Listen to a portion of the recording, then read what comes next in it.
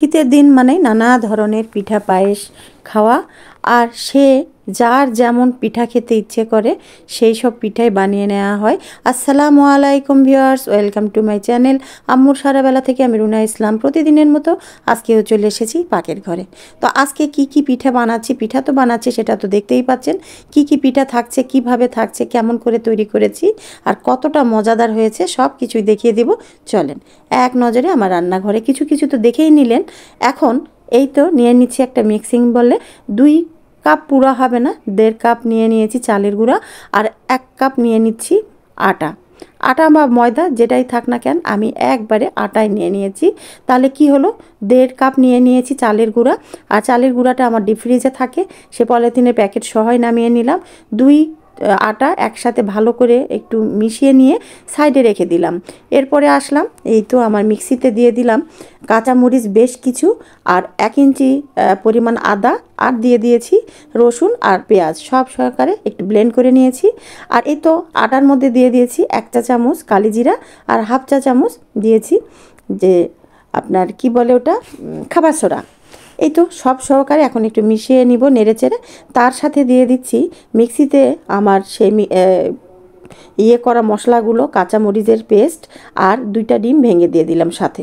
তো সব কিছু একসাথে করে এবার আমার সেই ব্লেন্ডারের জারটাও একটু ধুয়ে, এই যে সবুজ দেখতেই পাচ্ছেন কাঁচা মরিচের কালার দিয়ে দিয়েছি। সব সহকারে ভালো করে নেড়ে নেড়ে একটা ডো তৈরি করে নিতে হবে। এর সাথে দিয়ে দিলাম লাল মরিচের গুঁড়া 1 চা চামচ, ধনিয়ার জিরার গুঁড়া 1/2 চা চামচ করে, পরিমাণ মতো লবণ, আর একটু সামান্য পরিমাণের হলুদের গুঁড়া, সব সহকারে এবার আবারও 2-1 মিনিট ভালো করে ফেটিয়ে নেব।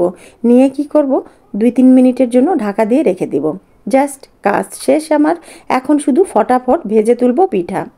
এই তো পিঠার ডো তৈরি করাটাই কিন্তু সবচেয়ে বড় কাজ, এরপরে আর কোনো কাজই নেই। তো আমি যে আটা গুলিয়েছি, বলতে পারেন যে আটার ডোটা তৈরি করলাম কী রকম পানি দিয়ে, ঈষদুষ্ণ, গরম ফুটন্ত পানি নাকি ঠান্ডা? আমি কিন্তু ঈষদুষ্ণ পানি করে নিয়েছি। চায়ের পাতিলে দেখতে পেয়েছেন হয়তো, আমার চুলার উপরে বসিয়ে দেওয়া ছিল চায়ের পাতিলে পানি, সেই পানিটা দিয়েই আমি ডোটা তৈরি করলাম।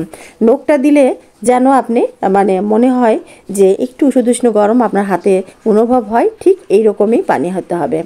তো এই তো তারপরে গোলাটা ভালো করে নেড়েচেড়ে আজকের এই ডিমের পিঠাটা আমার ঘরে আমার মেয়ে এবং আমার খুবই পছন্দের, সবাই খায়।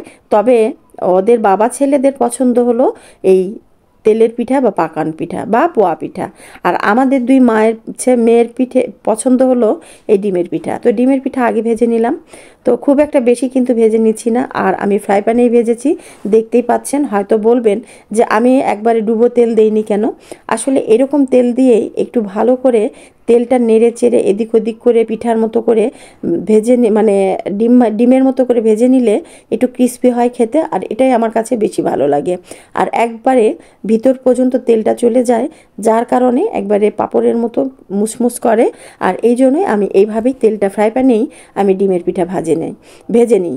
আর ডিমের পিঠাটা ভেজে নেওয়ার পরেই মনে হলো রূপকের কথা যে ও আবার এই পিঠাটা অতটা পছন্দ করে না, সে মিষ্টি পিঠাটা পছন্দ করে।